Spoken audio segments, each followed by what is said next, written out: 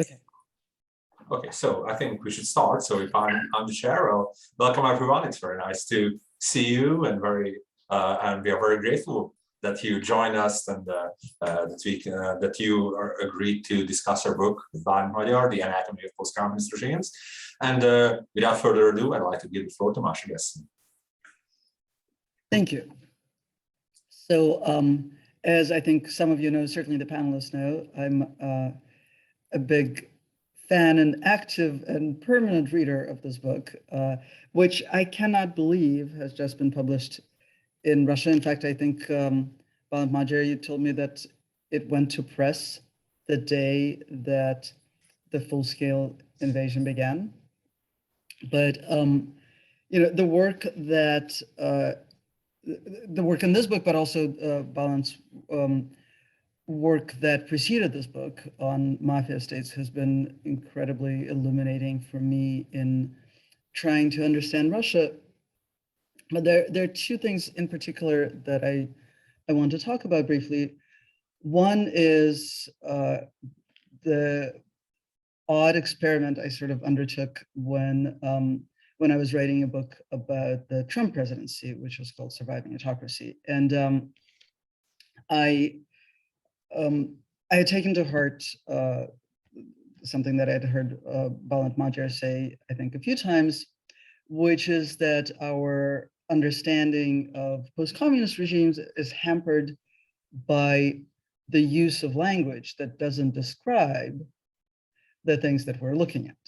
So we're using the language of liberal democracies, or presumptively, and because the things we're looking at were not liberal democracy, we're failing to understand what we're looking at. So this work is nothing less than an exercise in proposing a new language or a different language for talking about post-communist regimes.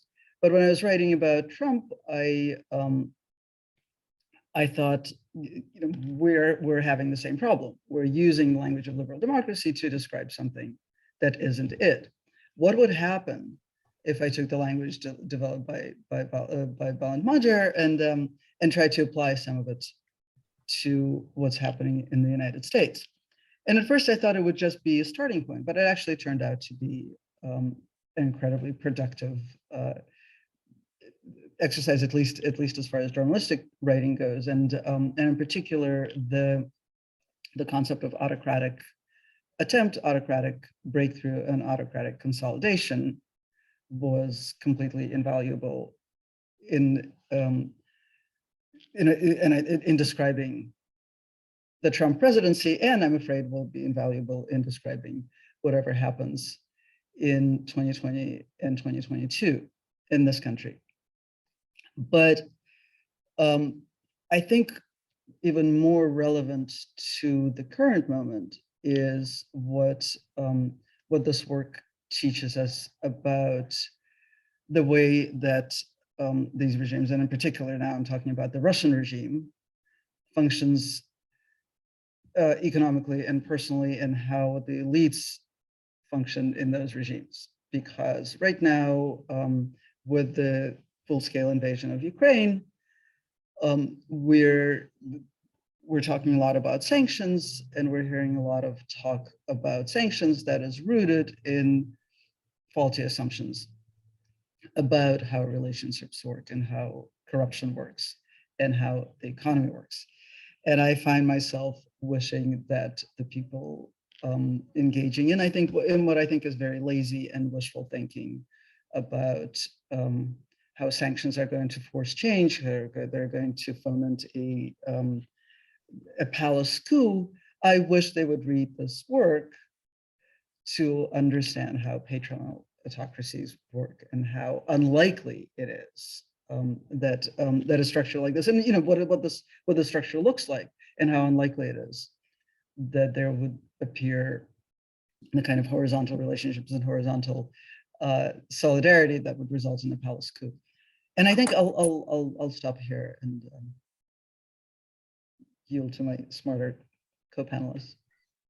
Thank you very much. And I think I don't know who's the next one on the program. I believe it's Ákos. Is it Ákos? Or, It's Eric. I think it's Eric is listed next. it's Eric. I'm sorry. I'm No, I muted. think it's Ákos. Me. Okay. It's next. All right. All right. So I'm going to read my text, which is not big form, but I must start with acknowledging that I have known Bálint Magyar, the more senior of the two authors, for over decades, and I count him among my best friends in Hungary. I have known him as a courageous young dissident under communism, a wonderful ethnographer, and after 1989, a leader of the arguably most successful left liberal party in post-communist Europe, the Free Democrats, a brilliant minister of culture twice, then again, a dissident, now under the Orbán regime, who has become one of the wisest pundits on the very few independent media outlets still surviving in Hungary. Still, I would have never thought a few years ago that he will also write a series of landmark books of social theory that will fundamentally reorient the way we think about the post-communist world.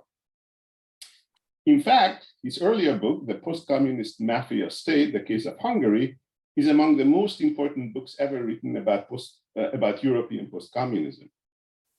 The new book, The Anatomy of Post-Communist Regimes, he co-authored with Bálint Madlovics, is an extraordinarily ambitious expansion of the main arguments in the earlier book. Read the proper way, this book could launch a research program in the post-communist world and beyond. I will not summarize the content of the book here, as I would in a written book review. I will just say that this book is an enormous intellectual achievement, although a challenging one at that.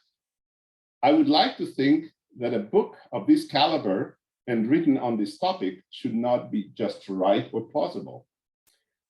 It should also be consequential. Anatomy can be consequential in two ways. Academically, it can inspire new research, and politically, it can help political actors think their way out of these regimes. This is where my focus is going to be for the rest of my comments. The title, The Anatomy of Communist Regimes, a conceptual framework given to the book by the authors, suggests that they set out to accomplish two different, if related, tasks. Anatomy promises a descriptive exercise, while the subtitle, an effort to create a new language, is to describe the communist world. While the book is ostensibly built on the conviction that what it tries to address is sui generis to post-communism, many of its insights seem to capture tectonic shifts in the rest of the world as well, and already making waves beyond the region. And Masha's opening comments are wonderful illustrations of that. The book in its English version clocks in at 800 pages and over 3 pounds. And this is without additional materials that one can access online. We may compare that to the two books the authors invoke as their role model, János Kornai's The Socialist System and Max Weber's Economy and Society. Kornai's book is a svelte 644 pages and 2 pounds, while the English translation, Max Weber's magnum opus, has reportedly 1,469 pages, and it's a 5-pound volume. Tome. Kornai's book, published in 1992, a year after the Soviet Union collapsed, is a summary of an enormous quantity of scholarship on communism at the end of the communist era. It is the owl of Minerva, invoked by Hegel in his introduction to the preface to his philosophy of right, that flies at dusk, a magisterial and critical retrospective review, a capstone raised on top of cornerstones, side stones, and keystones of many years of hard academic labor. It is comprehensive, definitive, and conclusive. As such, Kornai's book can be assigned as textbook to college students.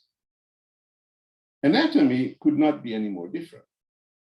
The authors are grappling with an emerging, if not entirely new phenomenon. Whether it is still dawn or late morning is not entirely clear, but sadly, we are far from the sunset. Unlike Kornai, who could build on a vast empirical literature, culled and integrated through decades of academic debates, the authors of Anatomy, their 52-page bibliography notwithstanding, can build mostly on theoretical ideas and interpretations, most of which they rightly criticize and refute. Anatomy is a first attempt to develop useful concepts and frames for future analysis. Of the 146 tables and figures, 134 are visual representations of conceptual systems of arguments, and only 12 present some data. This is a book of opening, not closing of research and debate. It is a program, not a summary. It is a language, as the authors put it, and not a textbook, even though it is confusingly presented in that format, with sidebars and bold emphases. Here we get to one of the weaknesses of the book. While the authors insist that one of their chief goals is to be useful for future research, it is quite clear that what they mean by this is not the deployment of their conceptual framework to set up and solve empirical puzzles or test their theoretical insights, but the theoretical elaboration of their ideas, the work they would have done themselves had they had another 600 pages. To put it differently, this book intends to be more a book of answers than questions or puzzles. It posits a world where basic facts are well understood and beyond doubt and ready to be sorted into conceptual boxes offered by the book. The task it undertakes is not to discover new facts, but to fit stylized large facts into a single framework. The book of their inspiration, the other book of their inspiration, is a vastly different kind of work. Economy and Society, published a year after Weber died, is not really a finished book, less of a textbook. It is a torso of more or less coherent fragments. Some chapters were still proofread by Max Weber, others were collated from his handwritten notes by his wife and others. As a result, although a classic, this is not a book that anyone ever read from beginning to end. There are parts that are classic, quoted and analyzed often. Other parts are not much understood or referenced except by Weber scholars. The structure of the text shows Weber's legal training. It was written as a legal treatise, mostly working with definitions, examples, elaborations. In some way, like Magyar and Madlovics, Weber tried to grasp a momentous historical development at its early stage, industrial capitalism, which was even a bigger nut to crack. But Weber made no attempt to sort all relevant countries into a tight system of conceptual boxes.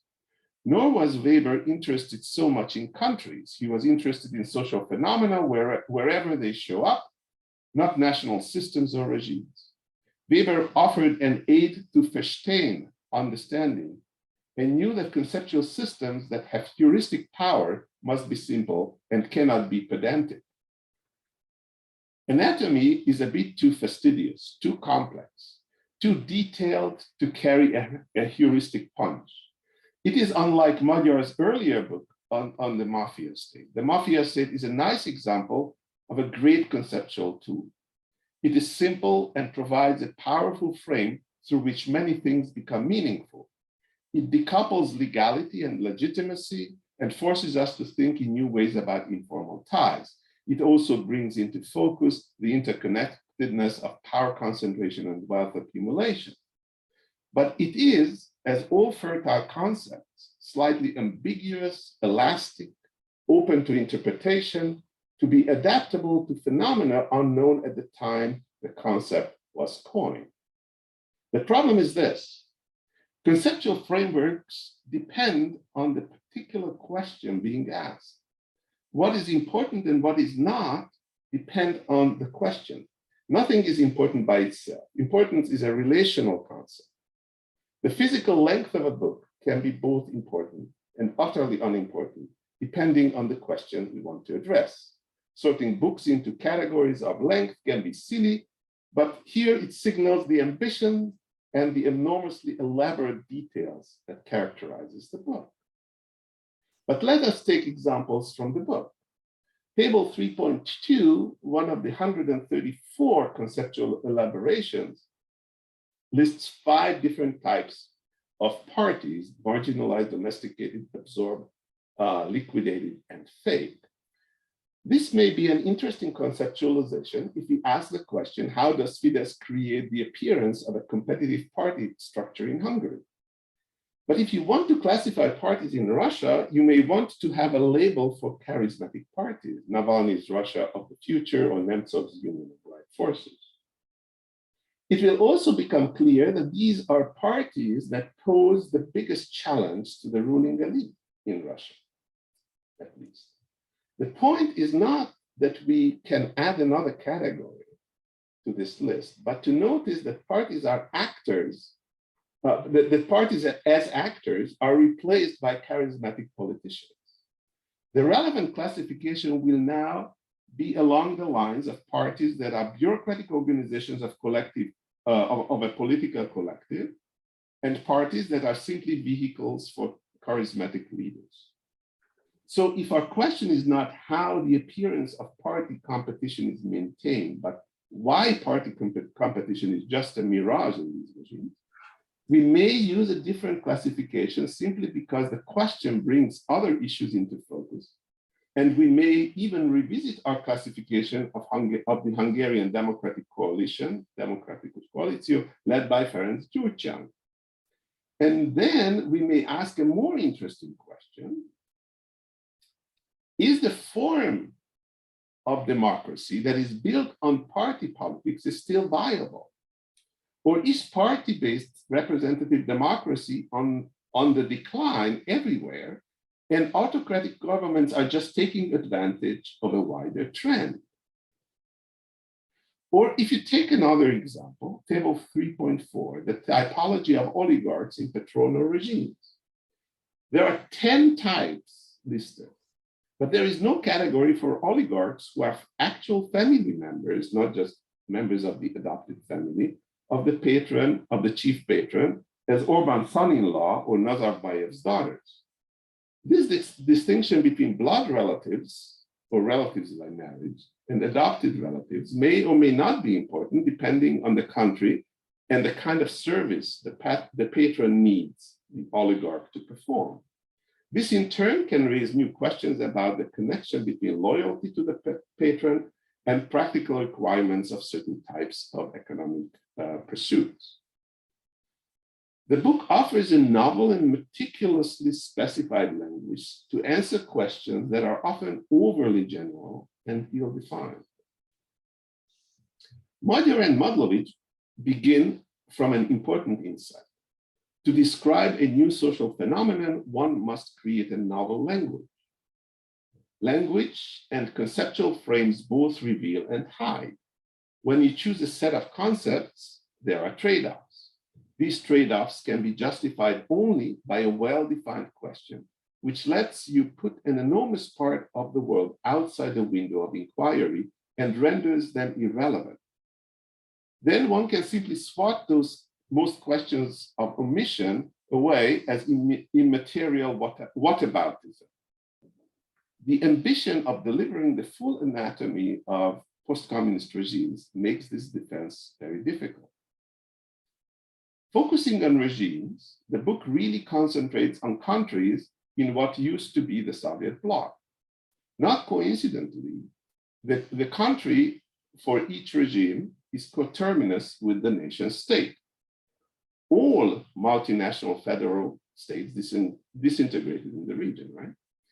It is not that the authors are blind to the fact that these regimes rely on nationalism as their legitimating ideology, but they see it as an opportunistic choice by regime leaders to cover up their machinations to amass as much power and wealth as they can. They quickly discuss and dismiss globalization and its discontents as the key factor in bringing to light these regimes. We never get a clear explanation as to why and how these regimes emerged, but the authors do not think it is a nationalist response to the stresses of globalization and to the fact that globalization was unable to create appropriate institutions to deal with those stresses. It is no coincidence that issues like technology and climate change, problems of global scale, appear only as an afterthought on the last 3 pages of the book. They present these regimes as sui generis to this region that somehow emerged from 2 sources, a shared historical destiny of geography that centuries ago set them on a path diverging from the West, and more recently, their shared communist past. As a result, they see the parallels in the West and elsewhere, such as the fact that the US Republican that US Republicans look to Viktor Orban as a role model, or that Salvini and Marine Le Pen see him or Putin as potential political ally, as superficial similarities at best. As the book offers a language, but not a narrative, these regimes have no real historical dynamic. They do not change. They are frozen in time, arrested in a timeless typology. Using Saussurean distinction, it is language as synchronic structure and not diachronic history. As they write, the regimes we define are ideally, typically stable, self-sustaining systems. They do have strong and characteristic internal dynamics and are subject to change in many of their parts, but every change happens by the internal logic of the system, following its formal and informal institutions, and does not change the general character or essence of the system. There is no history, only regime cycles. As a result, when a country moves from one box to another, we do not see what created the shift. We get a very abstract description, but not explanation why things change, because it is not necessary from their perspective. The authors themselves are not fully content with this, however. After all, they dislike these regimes and would love to see them disintegrate. Having made them out to be bulletproof, they still would like to allow for the possibility of real change. So they introduce exogenous shocks and discuss some factors that put pressure on these regimes from the outside. This leaves us with little hope that we can assist in any way in their demise. To be fair, this book is not a call to arms, yet the authors imply that the key to a democratic breakthrough is to switch from the government critique paradigm to the regime critique paradigm. To critique the regime, one must have the right vocabulary, and the book is offering just that. The irony is that the terms this book offers as replacement in a magnificent and enormously elaborate form are equally paralyzing. It is paralyzing, they are paralyzing for social scientists because the book is trying to answer every single question it can think of, even when we do not have enough research to do so. And it is equally paralyzing for social actors interested in regime change because it depicts a regime that is stable and self-sustaining and that needs external forces beyond the control of local actors to destroy it. So what can be done to make this book a truly fruitful contribution that garners not just respect, but also followers? For academics, my recommendation is not to look at the whole, but look at the parts. Take abstract descriptions and test them against empirical reality, modify categories if necessary, and make the need for this modification explicit and clear. Do not engage with the theory at its most abstract level. Try to apply the book's concepts and insights to non-post-communist countries as well. Do we find relational economies outside the post-communist world? Do we find them inside non-relational economies? In other words, use the book as sociologists use Weber's Economy and Society, use it freely. A good example is what happened to the most successful Hungarian book of social theory today, Ivan Szelényi and György Konrad's The Intellectuals' Road to Past Power. The book was written in the early 1970s as a critique of socialist planning. The phenomenon looked sui generis to the communist command economies. Still, it became an enormously influential book in many Western countries, including the United States, because it talked about something that turned out to be rooted in something global that abridged the Cold War divide. That was the scientific technological revolution, the rationalization of governance, both of the communist and the welfare state, and the need for expert elites. The new class became a concept that connected now Robert McNamara, Secretary of Defense and Wiskett of the Kennedy administration, Daniel Bell, management science, cybernetics, and operations research, with Oskar Lange, Radovan Richter, the sociologist of Civilization at the Crossroads, this is a famous piece, linear programming, regional planning, and scientific socialism. While Ronald Reagan and Leonid Brezhnev, in their own ways, put an end to the ascent of the intellectuals, even today, the book is a key text for anyone wanting to understand our anti-science and expert-phobic world, although we must read it selectively, and many of its claims we must jettison. The same goes for political actors. I advise them to use this book selectively as a valuable aid to voice regime critique. The book does not articulate a political program, but it is not hard to detect where the author's normative sympathies lie. The emphasis they put on the separation of spheres and their disdain of relational economies hint that they believe in a garden variety of market liberalism. It is also clear that they prefer representative democracy based on party competition. These preferences strike me as somewhat old-fashioned. These are clearly in crisis in countries of the West, where they run up against major challenges such as climate change, growing inequalities, the transformation of the public sphere, pandemics, and rapid automation, just to mention a few. But again, because the authors treat post-communist regimes as sui generis, all the distortions of these regimes, they trace back to their non-liberal past and miss the agency of these global forces. They can't see how their normative preferences that I, in many ways, share, as we'll see, were tried and led to, in not in all, but some cases, to not that dissimilar results.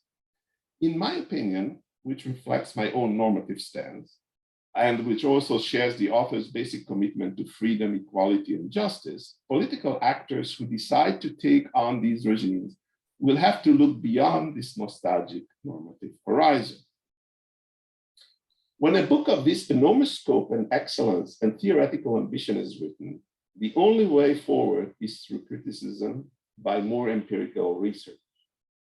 Magyar and Madlovics laid down an immense challenge for social scientists, not just in Eastern Europe, but everywhere else as well. So thank you very much. Okay, thank you very much. And now I'll give the floor to Eric Chenoweth. Thank you very much. Thank you, Ákos, for your comments. I agree, the anatomy of post-communist regimes and also the field guide, which is the shorter version, are ambitious undertakings to categorize in a new language the political, social, and economic developments over the last 30 years in the broad post-communist world, including, in its view, China. The authors rightly point to the terminological confusion that beset analysis of post-communist regimes in different regions. When analyzing them according to a single Western paradigm of whether countries are moving toward or away from liberal democracy, such analysis has required acceptance of what I consider to be contradictions in terms, such as illiberal democracy or competitive authoritarianism. The advantage of the author's approach is that they identify the communist system as a particular type of dictatorship that had a basic uniform structure and a basic uniform impact in destroying and recreating social, economic, and political structures according to Marxist-Leninist ideology. The historical rupture to, one second. To previous countries where communism was imposed is rarely fully comprehended. For example, none of the countries restored any historical trade union structure existing prior to the imposition of communism. Most new union structures were dwarfed by the effective continuation of old communist trade union structures. One can say similarly the same about political parties. It is in this context that Magyar and Madlovics attempt to categorize how systems formed out of the Communist Party state system. My organization, the Institute for Democracy in Eastern Europe, which was begun in the early 80s, it had a similar analysis from the start. It seemed straightforward enough. But at the time, there was another effort, namely an insistence on the permanent stability and thus acceptance of the Communist Party state as some form of variational system. There was a great deal of confusion, both academic and otherwise, to try to distinguish among different communist regimes according to greater or lesser representational or market features, or their supposed separateness from the Soviet Union. This helped lead to the current terminological confusion, in my view. One can hardly have a terminology for systems emerging from the Communist Party state dictatorship if one had confused terminology for what that system was and the nature of Soviet domination over Eastern Europe.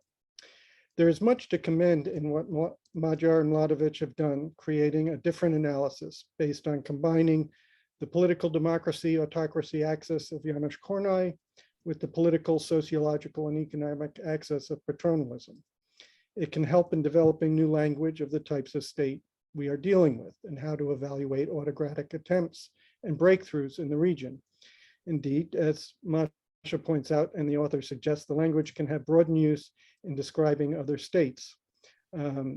What I would like to do in this brief time is to come at the issue from a different perspective than Ákos, and to challenge not the theoretical construct itself, but some of the assumptions on which it is based. Not to critique the attempt, but perhaps help to sharpen it. I would challenge in three areas: historical, ideological, and terminological, and in general, how these systems emerged.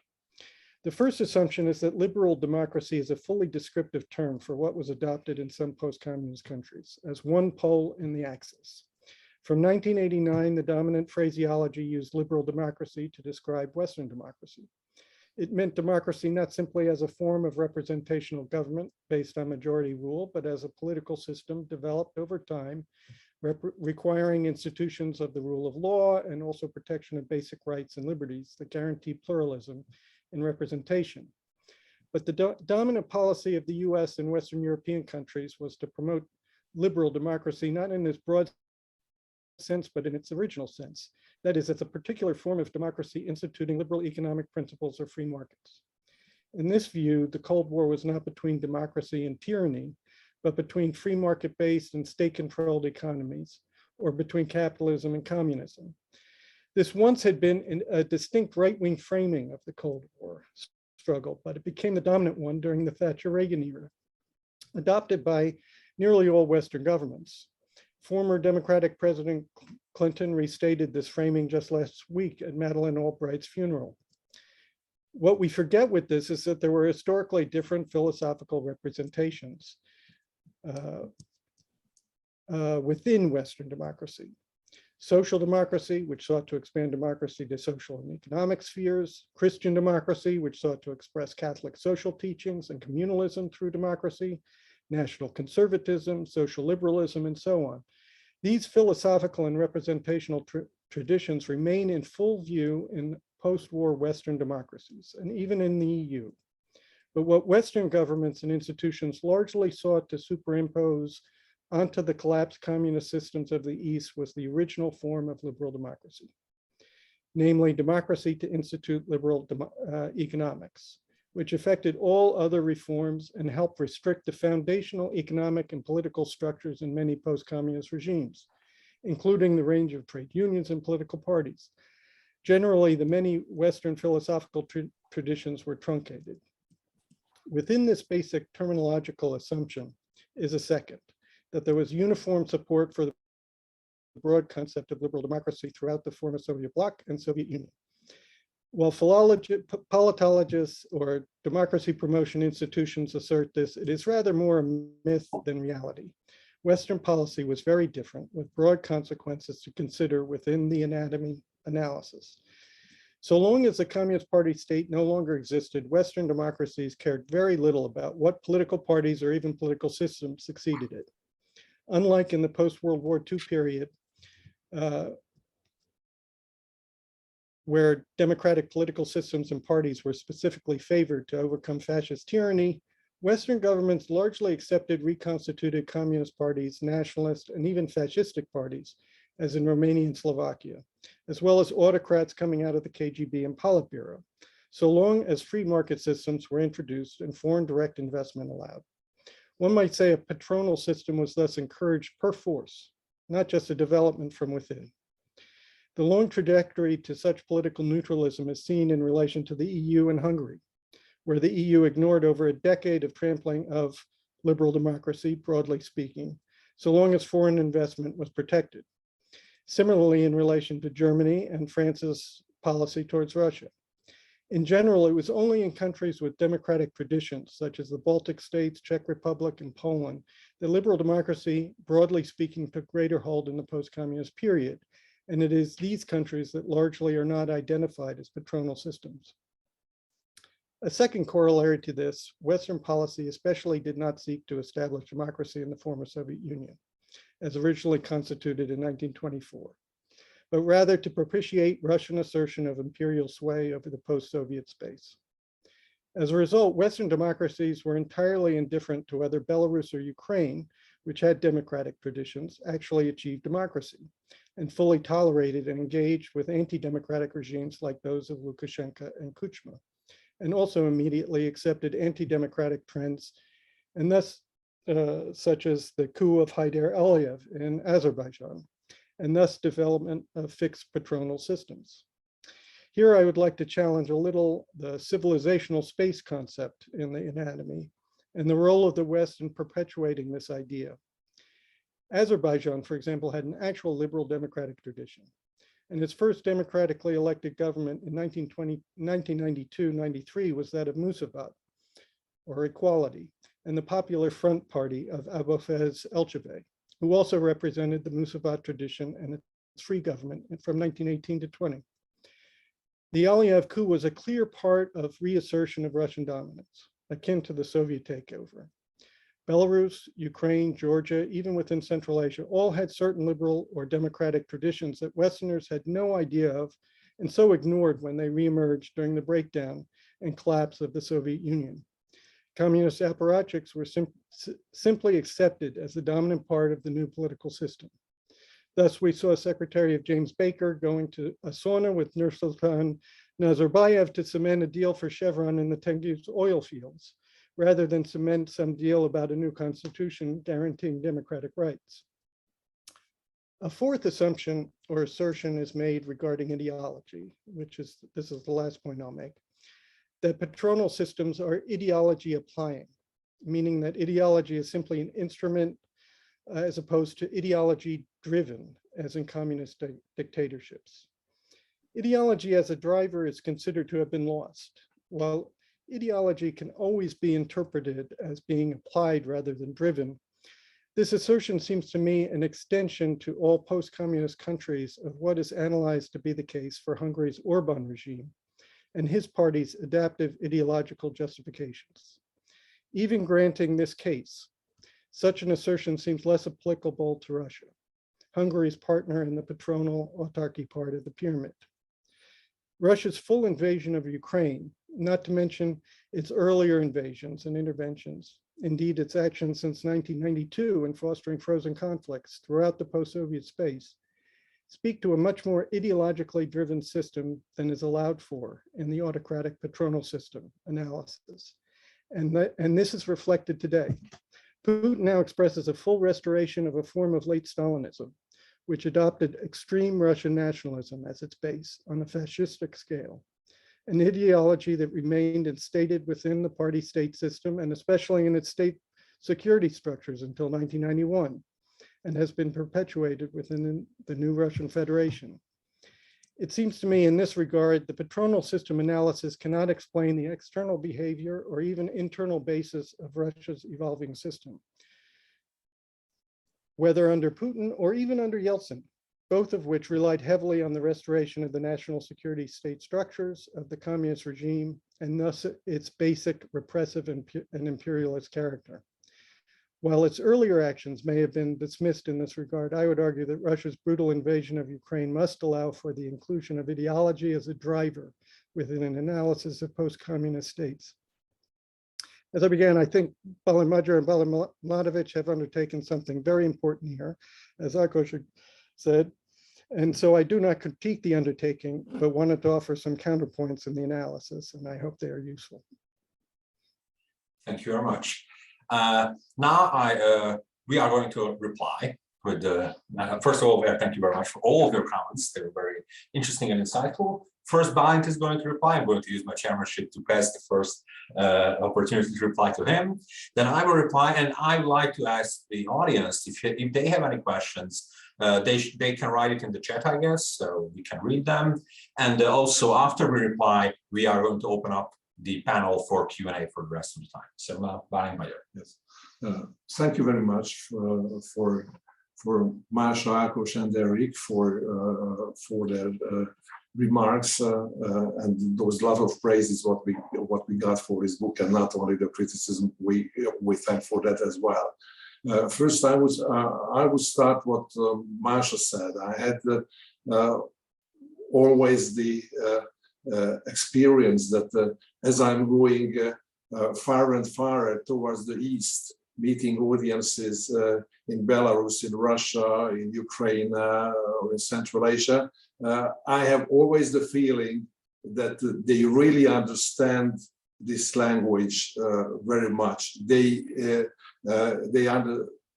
really understand that now there is this language as a toolkit what they can use for the description of their own regimes. Of course, as we make differences between 6 ideal types, in some of the countries, I have to argue that no, you are not a mafia state. This happened in Bulgaria and Belarus and some other countries in Romania. That no, it's not that case. You are not fulfilling those requirements, or what could be enable you to be called a mafia state. Even the Russian publication of the book, what I wrote about the Hungarian mafia state, the design of the cover just showed that the publishing house wanted to emphasize that while it is about Hungary, but the language describes the Russian situation as well, what you can find in Russia. And here we have to express our really great thanks towards the publishing house, the NLO, that among such circumstances, they really completed the book, and it came out just 2 weeks ago, and it's available in Russian. So now this is the third language on which it was published after English and Hungarian in Russian, and it will come out within a few months in Spanish, and maybe around the end of the year or beginning of next year in Romanian. So we are really delighted because of this this wide interest towards our work. Now about know about the book that what was our aim. Our aim really was to give language, language and new terms for description of these regimes, and at the same time not only just abandoning the use of those terminologies which were designed for the description of liberal democracies, with the help of which we think these regimes and the dynamics of these regimes cannot be understood.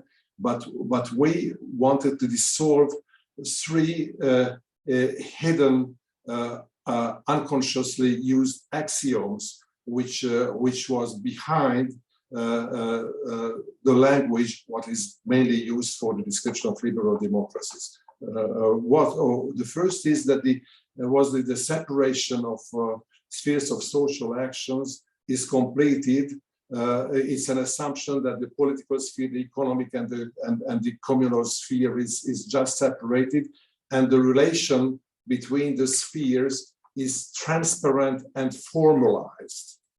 While we think that as we are going and investigating post-communist regimes, and as we're going far and farther towards the direction of East, we cannot use this assumption because it's not true. These spheres are not separated. Therefore, the interdisciplinary approach for the description of these societies is absolutely necessary. The second such assumption is what is a hidden assumption, that the de jure position of social actors, social political actors, let them be persons or institutions or organizations, necessarily coincide with that de facto position, which is not true again at all. This is as we try to make difference, let us say, for example, between entrepreneurs and oligarchs, on the basis of that whether they can dispose on their property or just they formally own this property.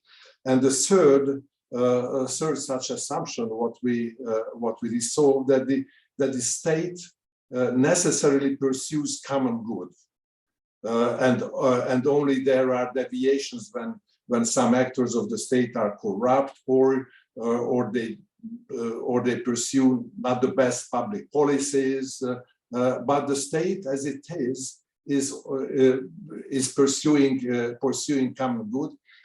According to our assumption, it can happen that it is operated, for example, like a criminal organization and not pursuing common good. And if you abandon these assumptions, then the whole structure of the analysis is changed, and of course that remarks or criticisms of what Ákos told are valid, that we do not want to describe these societies in their I would say totality or entirely. We use examples because we just create a theoretical frame from ideal types, for not only ideal types for regimes, but even for actors, for actions, etc., etc., and just use some examples to enlighten that how to use this language, because we want to get rid of the endless storytelling, what sometimes characterizes the description of post-communist regimes, because of the lack of the proper language and proper structures in which you can describe them. This is why, of course, it's absolutely a real task for the future to try whether this or that part of this language, what we assume that it is a kind of coherent language, but to try to test it, whether it really works or not. and this needs further, not simply further investigations, but a lot of investigations, because when we use for the description of these societies the language what is used for the description of liberal democracies, the problem is that we get into a vicious circle. The language determines the data which are collected, and the data determines the language what we can use. And therefore, of course, the empirical data cannot be explained by the traditional language what is used, but of course we do not have enough data based on this new language, because those type of databases still do not exist, which would reflect for these problems. This is why, for example, when let's take an example of the corruption, that the EU always tries to give advices for the Hungarian government how to fight corruption. And it is a blind spot for them that the perpetrator, the criminal, is the state itself. The government as a whole is operated as a criminal organization. So it's a complete misunderstanding. Of course, the government or government fights against corruption, against the unauthorized corruption, or against that corruption which is not organized and managed by themselves. But they won't fight against that corruption which is organized as a criminal organization by themselves. Therefore, for example, those corruption indexes with which they try to measure the level of corruption, they are absolutely cannot answer or cannot reflect for that situation when the state itself is the monopolist of the criminal behavior of the corruption, which is already not corruption but a mafia type behavior in a mafia state manner. So and another remark what Ákos made, that we do not speak about the dynamics between these regimes, and as self-sustaining regimes we describe them. When you write about ideal types, of course, you have the cornerstones of when you try to mark those places between which the different regimes can move. That's true. We do not deal with the causes, which explains that why it is happening that from one position a regime is going to another one. But we try to model it with these 3D interactive models, what we developed, and then which is available, of course, on the postcommunistregimes.com website. And of course, it's again another question that whether we would like, how could we describe why this or that regime can remain stable or can move from one status into other. Just again, one example, mainstream analysts, when they explain, let us say, the evolution of the autocracy in Hungary, they like to refer to the Hungarian people's souls and the structure of values of the Hungarian population, etc., etc. But of course, they do not deal with, let us say, Bulgaria, Romania, which would be much more predicted to transform themselves into mafia state on this base, you know. But we mentioned, for example, that in Hungary, what made it really possible to develop such a thing is the disproportionate election system on one hand, and on the other hand, that we do not have a division within the executive power between the competencies of a president, of a directly elected president, and the parliament and the government.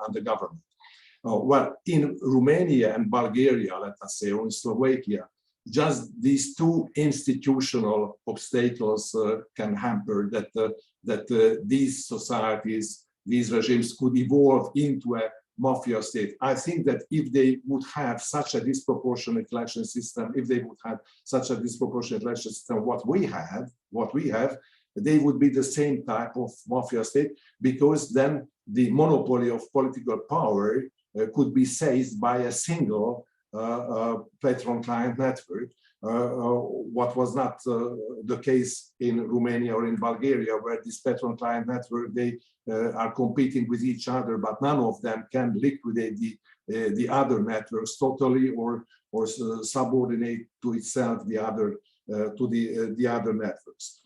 And this is why we had to separate, for example, on the level of analysis, when we are dealing with mainly practically 80–90% of our book is about regime-specific features of these countries, and it's an other level, the country-specific features, and it's a third level, the policy-specific features, and then we just raise only at the end that what are the era-specific features, let us say the climate change, the artificial intelligence, or the pandemic. But in the case of pandemic, we have the feeling, and we describe, that the pandemic itself does not changes the regime types, just enforces the original characters of these regimes. Of course, it's a statement what should be proved or not. But when we compare, let us say, Hungary with Russia, and we label them as both as post-communist mafia states or patronal autocracies, then we just say that there is no bigger difference between Russia and Hungary now than it was during the communist time, when both countries were communist dictatorships, in spite of the fact that one of them was a soft dictatorship, the other is a hard one. But the monopoly of political power and the monopoly of state ownership characterized both regimes. And when we want to make a difference in the analysis between, let us say, Russia and Hungary, and this is just goes to a part of Eric's remarks, then we say that we mentioned that Russia has an imperial character as well as it had in the past as well, and Russia is a core country of the Orthodox civilization. What could not be said about Hungary is not a core country of the Christian Western Christian civilization. So therefore, of course, there, in quotation mark, I would say, instincts are different in this respect. So the real question is now, concluding my answers, that what our major aim was to give a language toolkit for the further analysis, and now after it to try to check it whether this language describes on a better way and whether it is more able to have comparative analysis between different countries, and not just endless storytelling that what happened in these countries. And now not as a host only, but as a co-author. Yes. Yes. Now I'll accept they giving the floor to me. So now, lucky for me, Bálint has answered a lot of questions, and therefore I won't have to answer that many. But I'd like to just give a few remarks. First of all, I'd like to thank you as well for all your comments once again. They were insightful. And let me start from just very briefly, because Ákos mentioned that we have two role models for this book. One of them is János Kornai's The Social System, and the other one is Max Weber's Economy and Society. And how it really, I'd like to refer to these just to explain really our ambition with this book and how they are related. Well, as you said, Ákos, Kornai in his book synthesized an already existing literature of a system that had become extinct, whereas this is still a process underway. The post-communist system is still underway, but still 30 years have passed. 30 years have passed, and there is actually an enormous literature on post-communist countries. But what we realized is that this literature is quite confused. This literature is quite confused. There is not, everyone somehow tries to explain what is happening. They are trying to give case studies mainly. They give storytelling, as Bálint said, that they are trying to explain in Western terms, mainly in the Western language. They are trying to explain what is happening in countries like Russia or in Hungary or in Ukraine or in other kind of countries. And basically what we realized is that this cannot, that even though we have a lot of literature on the workings of these regimes, actually they don't come together as a coherent whole description. They are rather, and this is how we look at them in the book, and we cite a lot of literature, but we look at them as building blocks. We use them as building blocks. We see them as independent building blocks, which are not built into a whole structure, into a whole theoretical edifice. And this was our aim, to grab all these building blocks, to use them. And also then we realized that there are a lot of holes in this building, so that we have to fill in a lot of holes. We have to build a whole theoretical edifice and then fill in some of the holes that were not explored by these scholars. And we have to cement these elements together using a new language. And here is where Max Weber comes in, because Max Weber is, well, I should say, the inventor of the ideal type. Inventor of the ideal type, inventor of the concept that we can actually create such conceptual frameworks by precisely defining each category, and not just the category in itself, but in relation to other categories, to have typologies, like, as you mentioned, typology of parties, the typology of oligarchs, and so on and so forth. Now, and this is what we try to do in this book. As for the just a footnote on the textbook nature of the book, well, actually, indeed, it is written in a textbook format, in the sense that it uses boldening. So some of the main points are in bold, and there are bullet points and a lot of stuff. But actually, this was an effort on our part to make the book user-friendly. So it's a very long book. It's an 800-page book. Actually, now we made a shorter version of it, which will come out at CEU Press. And perhaps that's even more user-friendly. But even though when someone picks this book up, and even though it is a complex edifice of theoretical concepts, it is, and this is what we tried with this textbook format, it is, we believe, not that difficult to comprehend.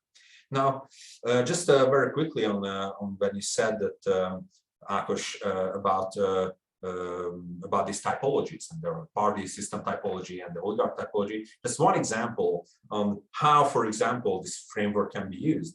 That in our typology of parties, of opposition parties, we practically try to differentiate them by how the regime, how an autocratic regime can neutralize them.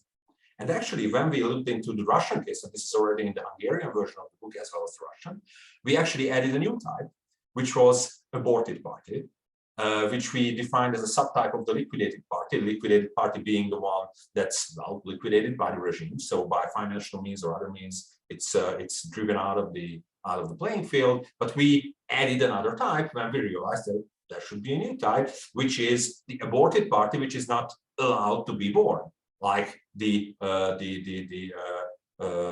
like as it happened in Russia. So with the party of Navalny. Now, this is just one example on how this framework can be used. If you see at an empirical case, then you start analyzing by the dimensions we give. You start analyzing by the viewpoint we give. The viewpoint that you should look at how these parties are being neutralized, and then you will see how our ideal types work, or maybe you can add other ideal types. But these will not contradict the framework, they will build on the framework. And this was our real, this is practically how one can carry out a lot of empirical research when using this theoretical.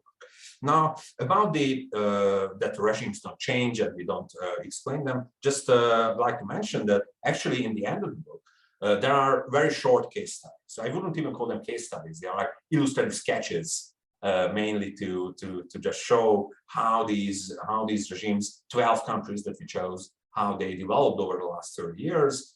And there we try to explain some of the internal drivers of these systems. And actually, we also try to explain how there are actually internal challenges in these regimes. So when we say that these systems are stable, as we describe them, we mean that they are stable when they can deal with their internal challenges. So if we have this triangular framework of 6 ideal type regimes. So in the ideal types, yes, they are able to deal with their internal problems. But of course, there are internal problems in liberal democracy, what Masha mentioned and many others mentioned, populism, Trump and others.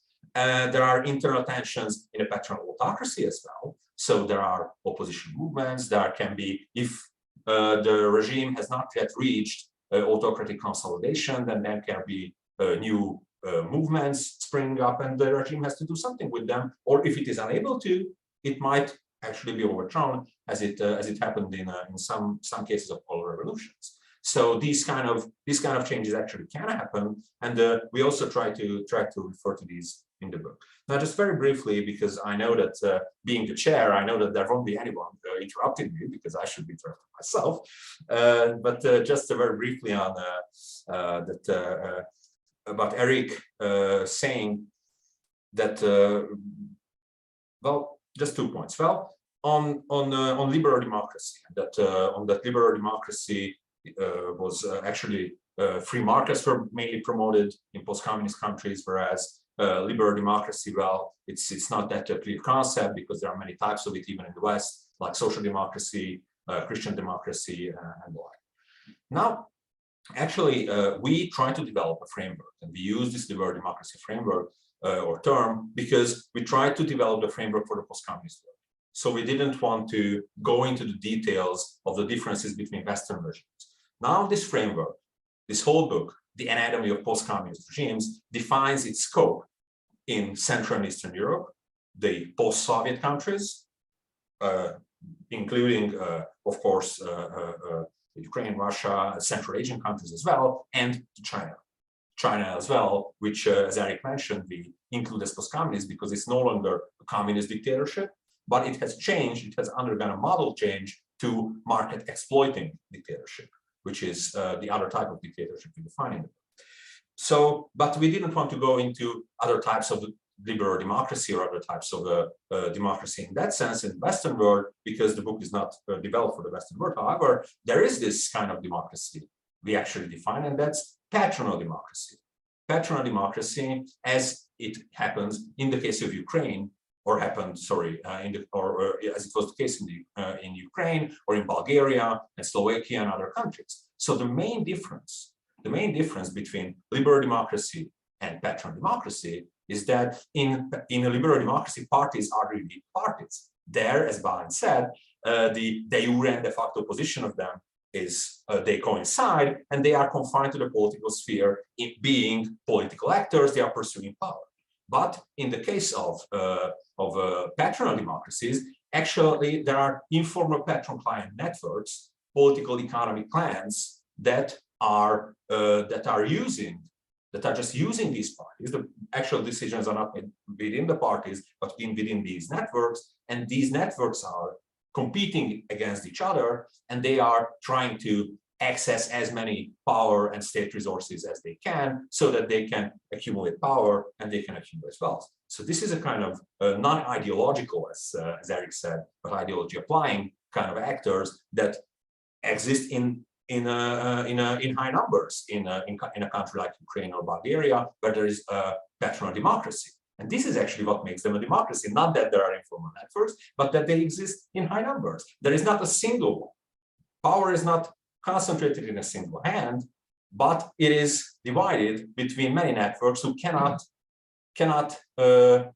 marginalize each other. There is not a single one who can become dominant and who can subjugate all the others. but there is a dynamics, there's a pluralism between them. And this is what actually allows for the state and the rule of law to some extent to work, because there is not a single actor who can, well, monopolize power and who can subjugate the whole state and use the whole state to and turn it into a mafia state. Now, I think this is where I'll stop, and then I think now we should give the floor to the audience, whether they have any questions. I think you can raise your hand or write into the chat. I don't see any questions in the chat just now. Yeah, we have a question. I just, if there is nobody else. That's a question, but we can see. Of course. I just want to make a small point, because you give a very eloquent defense, and I agree. You still have a white. Yes. Can you hear me? Yes. Yeah. We have something in 10 minutes. Okay. So I think I mean, this is a larger philosophical problem that I have with the enterprise, and that is that I don't think that you fully appreciate the historicity of the concepts and typologies that you are creating. And let me give you a very clear example of that. Bálint, you just said that one of the reasons why we don't have the kind of situation in Bulgaria or Romania is because that we have in Hungary is because we do have a president who is semi-independent, is elected separately, and the parliament does not have sort of this extra power to sort of dominate everything. And I take this is actually, I think this is probably a very, very good description of why we see this difference today. But if you go back to 1991 or 1990, when you, as among many people, decided on the current system, yes. You were worried about having an independently elected president, and you and János Kiss were worried about a parliament that will not be able to govern because it will be constantly upset by opposition. And at that historical moment, this was a very, very good and persuasive and I would say true argument. What you have is 30 years past. So history changed things, and the rules and the proper categories also shift. And this is the important thing to understand about Max Weber's ideal type as well. Max Weber's ideal type is not a classification system. It is not a model.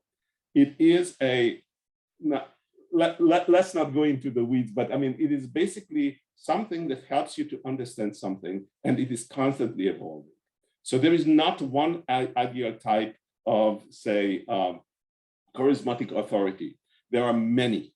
And as history changes, these can change because the point of the ideal type is to stimulate research, stimulate new changing understandings, new evidence, and so on and so forth. So this is what I want to sort of impress on you, that there is no sort of final, I mean, there is no final typology. There is no correct typology.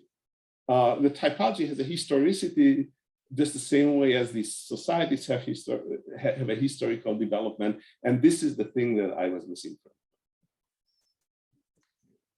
Yeah. Well, yes, I understand. Of course, well, if I have to characterize myself, I used to say, but maybe it's not a correct way, that I'm a structuralist, you know. So I like to think in structures. Of course, as an active active actor of the regime change in Hungary at that time, we wanted to hamper that the reformed communist Imre Pozsgai would be elected early as a president of the country, having a lot of right, and that in such a way the Communist Party could save his power in this position, and this is why we did not want. But of course, such a decision had unseen consequences, of course, while in other countries where there was a little bit different development, with the same value structure, with the same of the people, with the same, let us say, or very similar, even more burdened historical past than Hungary had, because we were the most cheerful barrack, as it was called in the communist camp, you know, like Romania. They could avoid to have such a concentration of power, and it had, in this case, it has institutional causes that it happened, and this is why we think that after 2010, when the Fidesz says the supermajority within the parliament, it resulted not only an autocratic attempt, but an autocratic breakthrough. And since 2010, what's going on, it's an autocratic consolidation for them. And this is what makes practically impossible by electoral means to get rid of this kind of autocracy. Still an open question, as we are members of the EU. And I think that the level of, this is what when we are speaking about the level of physical coercion, you know, then of course it's an institutional thing, which is a country characteristic, country-specific feature, that we are in the EU, while, let us say, Azerbaijan or Russia is not in the EU, and therefore that level of physical coercion cannot be still used in Hungary as it could be used in Central Asian countries or in Russia itself. So of course I understand the importance of history, but let's another remark, going back to Max Weber. Most of the questions, when we try to make differences among these regimes, these leads us back to legitimacy questions, and we think that the analysts are stuck too much to these three legitimacy type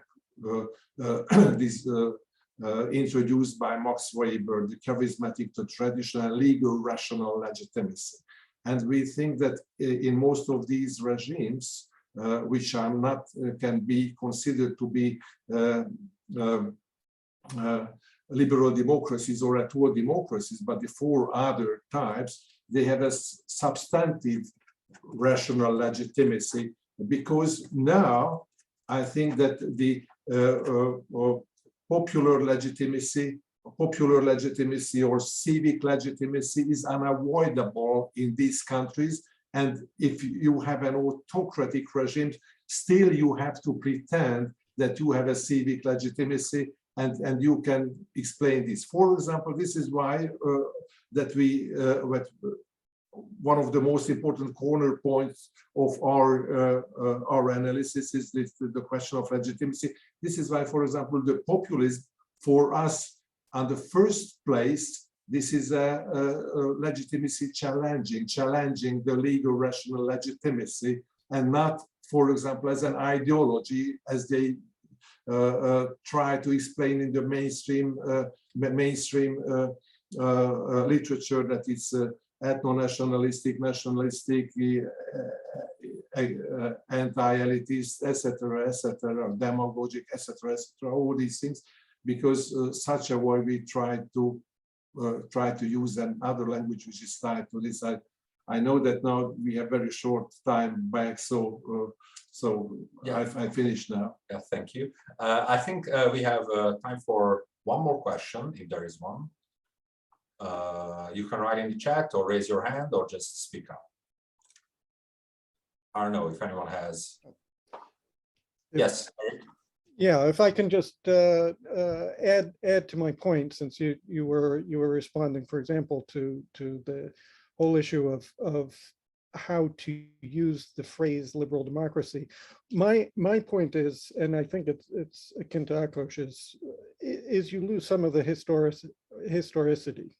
And in your categorizations, for example, in the field guide of the country types. So you assume, for example, in the Russian case, that it moved toward liberal democracy, right? When No. if you look at, or in the case of Hungary also, that in the period of the Socialist Party, Liberal Alliance, period, that was an establishment or move toward liberal democracy, where I think you can see, if you use it as, if you use the anatomy as a sort of guide to further exploration, that would be a precursor to the Fidesz takeover. So there were stubborn structures still within the system when there was the Socialist Liberal Alliance, and they just didn't come up in the period of Fidesz's government, right? And the same is the case, I think, is in the case of Russia. You categorize it as oligarchic anarchy. I think if you analyze the period of the 1990s, it's much more than oligarchic anarchy, and that Yeltsin's establishment of a presidential system, constitutional system that was imposed basically by force. This has some implications for your typology.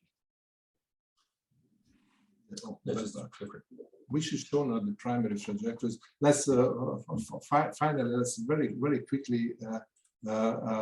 We'd like to share something with you. Yeah, yes, that.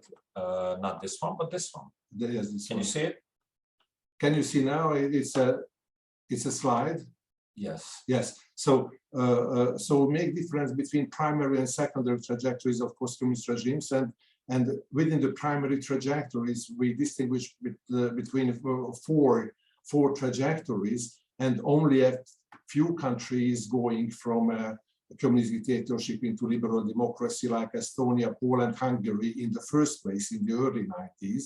And Russia was never among these, and even Russia, we do not consider that they reached the status of patronal democracy. This is why we speak there about oligarchic anarchy, and Russia after the oligarchic anarchy with the presidency of Putin, and especially after 2003, definitely is going towards and reaches the position of patronal autocracy, while there are such countries which are going practically directly, like Kazakhstan or some others, to patronal autocracy, where the original Soviet leadership, KGB leadership of high-level party leadership transforms itself into being a president of the country and the new ruling elite. And there are just on the second version of the secondary trajectories. This is the secondary trajectories when some countries, are going from the liberal democracy. Poland is going towards conservative autocracy, but they still not conservative autocracy, only going, it's an autocratic attempt, and there is no autocratic breakthrough, while Hungary is through the phase of patronal democracy, which was evolved after 1998 during the first Fidesz government and the consecutive socialist liberal government. After 2010, they went into the position of a patronal autocracy. So this, when we are speaking about stubborn structures, of course, this explains that we try to explain the differences in the primary trajectories with this historical past and social structure historical social structure of these countries. Yeah, I was more referring to the country studies where you have much more zigzags. Yeah. Of course, because in the trajectories and right. But in that regard, the foundational basis of it is still the post-communist regime, right? Yeah. It is what you separate, for example, in these major trajectories. That why would you have a major trajectory going towards liberal democracy and then towards paternal autocracy? Right. I mean, there had to have been these stubborn structures even within Hungary. Yeah. That it did not have stable liberal democratic structures in the broad sense. Yes, Right? So course, that was my point. Yes. All right. So I believe that we have to conclude now that the session's been going on for 90 minutes now. So I'd like to thank all of you who for first of all, Masha Gessen, Ákos Róna-Tas, and Chenoweth for their comments. Thank you very much for everyone who came to the audience to listen. And so the book is The Anatomy of Post-Communist Regimes, written by Bálint Magyar and Bálint Madlovics ourselves. It was published in 2020 by CEU Press. And our website is postcommunistregimes.com, where you can find all the slides and the 3D model and triangles and everything you can play with. So postcommunistregimes.com, that is the advertisement. Okay, thank you very much. Thanks very much again. Thank you very much. Thank you. Thank you. Thank you.